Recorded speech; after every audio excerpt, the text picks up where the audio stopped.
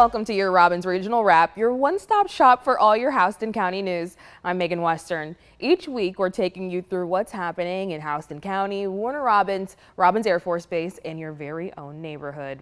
And this week, possibly our biggest news across Houston County is two EF0 tornadoes touching down Monday during afternoon storms. Now here's a picture of a roof that collapsed in Warner Robins of the Barber Cave Barbershop on Greenbrier Road. And storms uprooted this tree as well in Centerville. Now, staff at a Houston County daycare say they narrowly escaped disaster when a tree crashed down on their playground. The damage at Cherished Children 2 daycare near Centerville tells the story of Monday's powerful storm. Fencing collapsed under the fallen tree and playground equipment was scattered across the property, showing the storm's force. Now, daycare staff say they rushed more than 24 children to safety moments before the tree came down. We just sat there and prayed and was thankful that God did not hit this building. That was for me, that's the most important thing. We was in here with a lot of kids and also for our safety, and God blessed us enough not to even hit the building. Now, thankfully, the daycare is open, but children can't use the outdoor play area until repairs are complete. Now, meteorologist David Guerrero shares what we learned from the National Weather Service about the path and the strength of these tornadoes. Last night, the National Weather Service officially confirmed 2 tornadoes in central Georgia. The first tornado touched down in Peach County and it moved along Bibb and Houston County. And the second tornado was solely for Houston County. They both had winds of up to 75 miles per hour, giving them the same rating at EF0 strength. Now, they were both in close proximity, they had similar strength, and they came from the same parent storm. So it's likely that they were twin rain-wrapped tornadoes. The only difference between the 2 tornadoes was that the one towards the north in Peach, Bibb, and Houston County had a longer track, staying on the ground for over 7 miles, while the one near Centerville was more short-lived and had a track of 3.59 miles. The first tornado in Peach County touched down near Choctaw Lane, just east of I-75 at around 2:11 o'clock in the afternoon, moved along Highway 49 before going just south of the Echaconee River along the boundary of Bibb and Houston County, and then it finally dissipated just north of Alberta and the southern tip of Bibb County. Now, 2 minutes after the first tornado formed, another tornado formed near Watson Boulevard and the Galleria Mall at 2:13 o'clock in the afternoon, moved northeastward, moving across Davis Drive, passing along Carl Vinson Parkway, and then going across Emery Drive before finally dissipating just after it moved along Johnson Road. So in total, Georgia saw over 6 confirmed tornadoes. The strongest tornado was in Henry County with an official rating of EF1. Then, of course, the rest of the tornadoes were EF0s. We had the 2 tornadoes in central Georgia, and then the others were in Fayette County, Coweta, and a newly confirmed tornado in Carroll County. Now, these tornadoes caused hundreds of downed trees and has caused damage to homes, cars, and other structures, and caused some entrapments. We also have that these tornadoes touched down just nearly a year after an EF0 affected Watson Boulevard around this time last year at April 3rd, 2024. I'm meteorologist David Guerrero, and that's your recap on Monday's tornadoes. Now, several Houston County neighborhoods were also impacted by downed trees and widespread power outages. Jasmine Lee visited homes along Alberta Road and shares more on the storm's power. Let me show you some of that damage. We have 2 trees right here that fell over, as well as knocking down power lines behind me. Now, as we take a walk, we can see how big this tree is, as well as one of them that snapped. And on this tree right here, you can see the root of it. Now, I did speak to a few neighbors in the area who say they are devastated by the amount of damage they're seeing. We're a little frustrated because it seems to only impacted these 4 houses right here. For Stacy Gauze, the storm left more than just physical damage. It brought frustration. 2 of the large trees in her front yard were toppled, knocking out power lines and leaving her family in the dark. She's lived in Warner Robins for nearly 20 years, and this level of destruction was something she never expected to see. Never this severe. We've had a couple of limbs down before, but never entire trees. And we were worried about these trees since we bought this house. We're just glad they fell the opposite direction and not directly on the house. Reporting in Warner Robins, Jasmine Lee, 13 WMAZ News.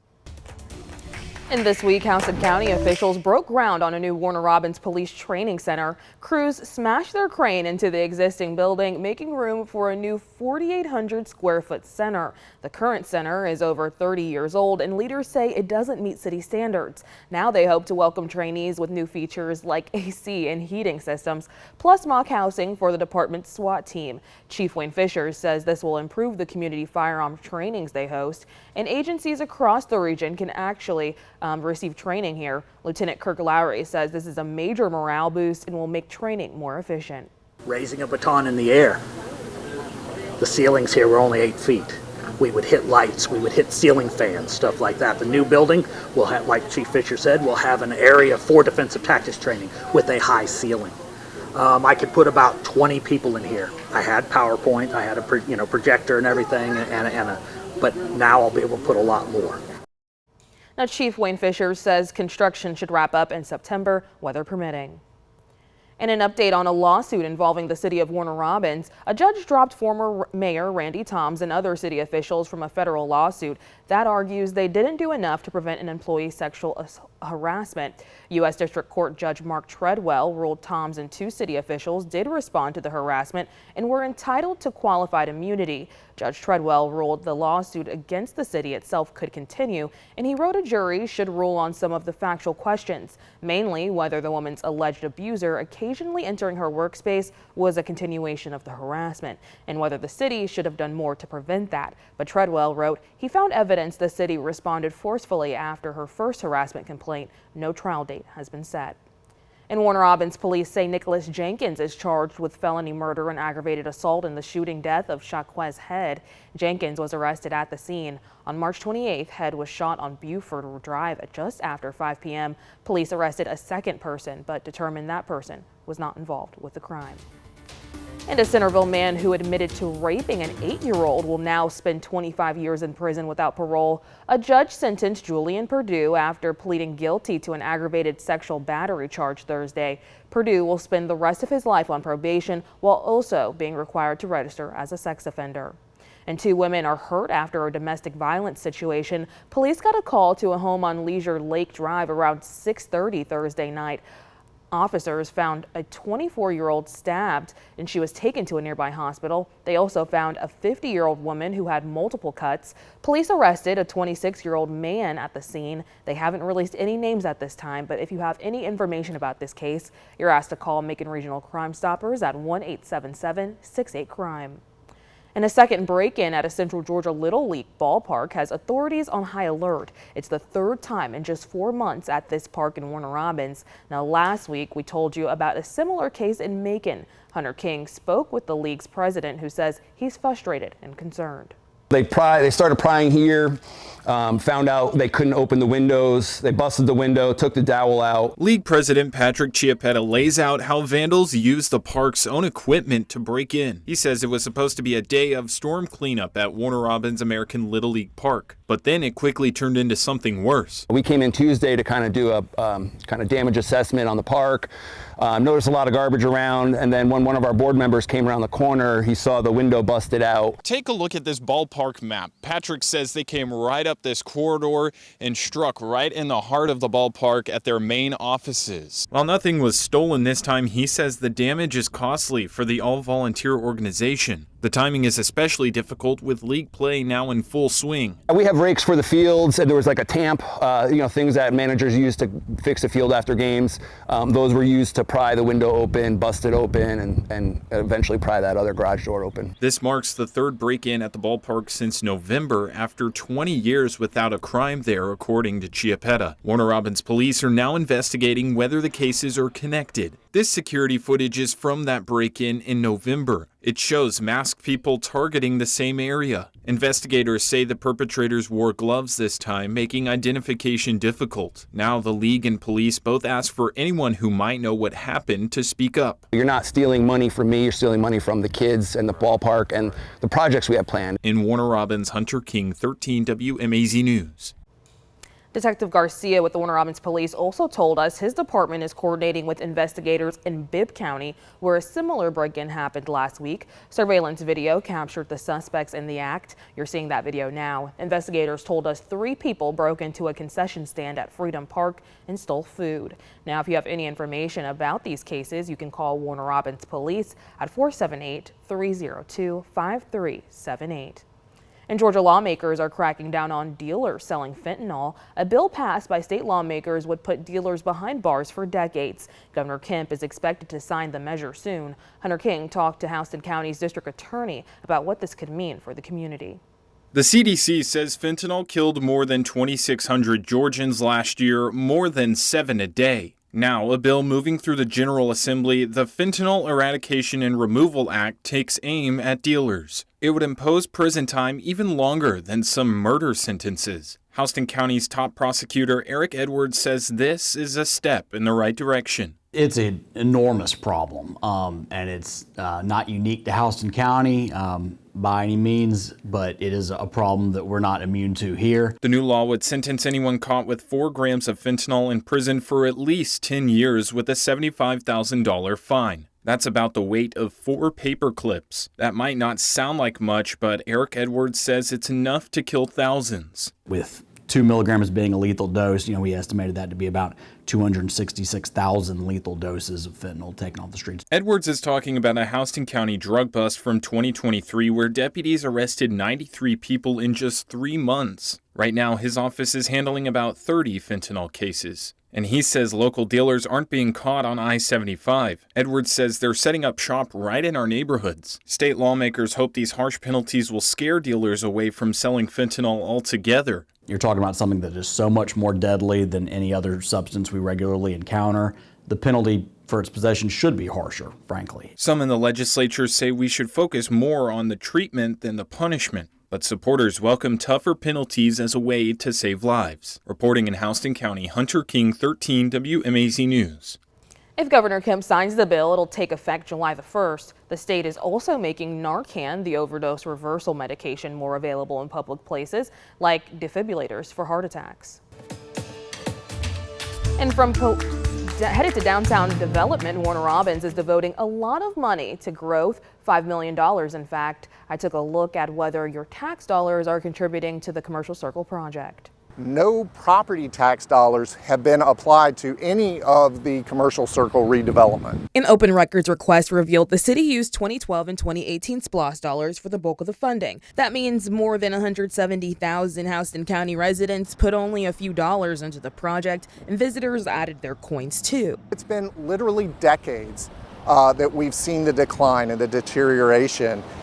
If the private sector was able to do this on its own, it already would have happened. City Administrator James Drinkards worked on 4 downtown development projects and says they could add up to cost nearly $100 million.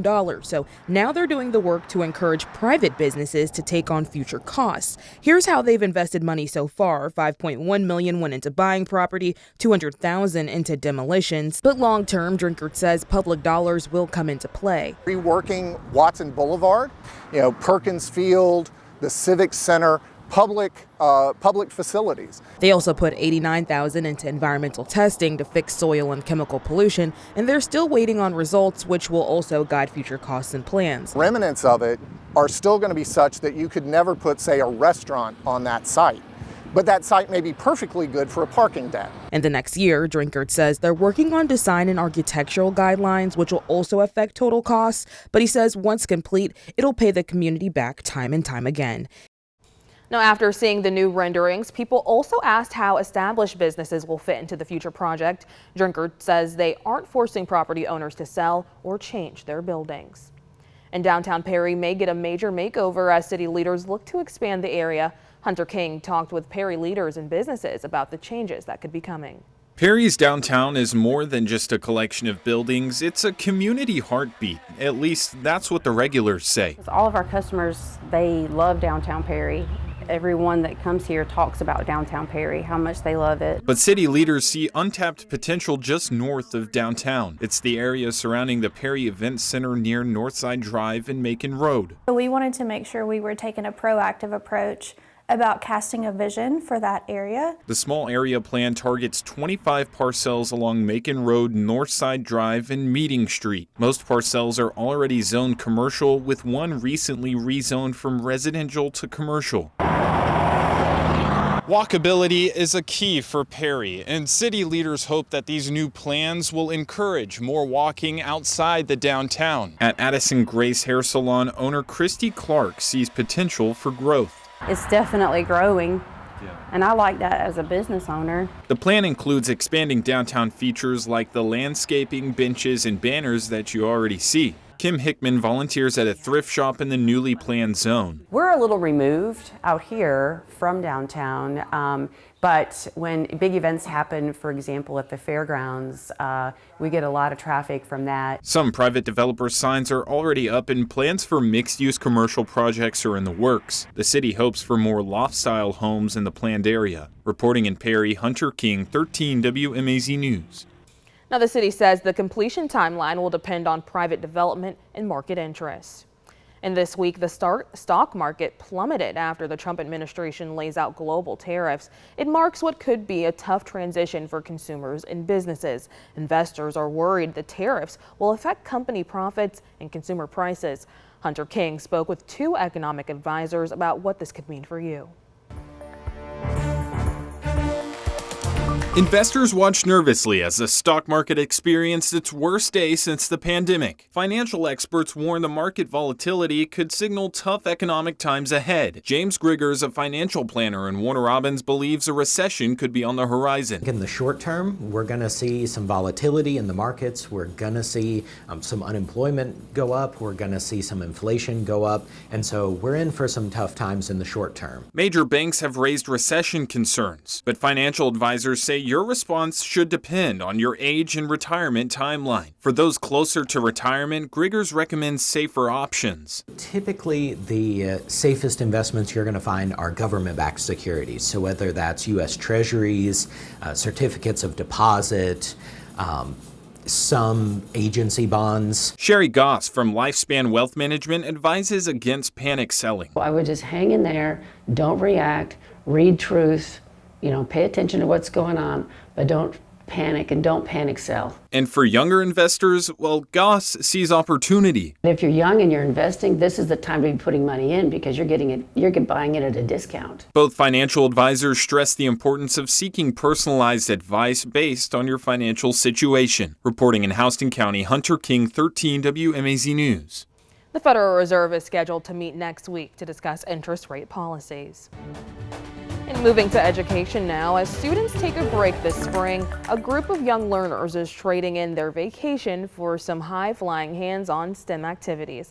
We head over to the Museum of Aviation, where junior journalist Blair Plaxico met some future engineers. It's April Fool's Day, but these spring campers are not kidding about STEM. These students are spending their spring break learning about aviation through STEM activities. Victory Academy brought the students to the Museum of Aviation. Science, technology, engineering, math is in the world all around us, and we want students at a very young age to get excited to want to test things and invent things and really think about problems that we might have in our world and how we can answer it. The Museum of Aviation is home to the National STEM Academy and offers field trips like these throughout the year. Today's lesson, one of them is a programming activity where they learn little bits of block coding, and you'll see how they do that in the classroom. So our Ozobot follows different lines, and so we can code it in different directions. So right now it's just going straight. We have some turns coming up. And so we just told it to go straight at this intersection, so we can also code it to make it turn left or right or however we want. Is the Ozobot your favorite robot? Yes. Why is it your favorite robot? Because we can train it to do, we could make different paths for it to go anywhere. The older kids had the opportunity to learn about flight patterns and inner workings of airplanes, training them to operate a flight simulator. It really helps people understand how planes really work. Instead of just knowing that planes fly in the air, you get more into depth and details how the plane actually works. It's back to school for students in Bibb and Houston County next week, but you can visit the Museum of Aviation anytime. Reporting in Warner Robins, I'm junior journalist Blair Plaxico. Now, for more on the Museum of Aviation STEM Academy, you can look for this story on 13WMAZ.com. And there's 2 weeks left in the first application cycle for the Georgia Promise Scholarship, the state's private school voucher program. Now, it's a chance for families to get $6,500 towards private school tuition for non-public schooling materials next school year. Naomi Washington sat down with one parent who says her top priority is getting these funds for her daughter. I applied on March 1st, the very first day that it opened. Trayon Walker says she's praying her 5-year-old daughter Aspen will get approved for the Georgia Promise funds. But she's putting herself through school right now too, so she can't afford private school. My daughter needs a little more extra attention. She's really shy, she's really quiet. And I just know with public schooling, they just don't have the time to just give that one single child the extra attention that she needs. Since March 1st, Kyle Wingfield of the Georgia Public Policy Foundation says more than 7,000 families statewide have applied. We've seen strong demand from parents. But pending budget negotiations under the Gold Dome could get in the way. Governor Kemp's budget proposal called for $141 million to establish the scholarship program. It would be enough for more than 20,000 student scholarships. But this month, the State House proposed cutting that funding by nearly 2/3. That would leave enough money for less than 7,000 families. We'll have to wait and see how that shakes out, and it'll probably go all the way to the final day. We're confident that there will be a very good amount of funding in the final budget. Walker says she was disappointed to learn the budget isn't set in stone. You're messing with our future. You're really, these are kids. These are the kids. We're doing something to better our kids. With the funds, Walker wants to send her daughter to Achieve Academy Micro School in Warner Robins. In Macon, Naomi Washington, 13 WMAZ News. Now, the state brought Georgia Promise to life when they signed Senate Bill 233 into law back in 2024. When lawmakers pass the fiscal year 2026 budget, we'll know for sure how much money the program will get.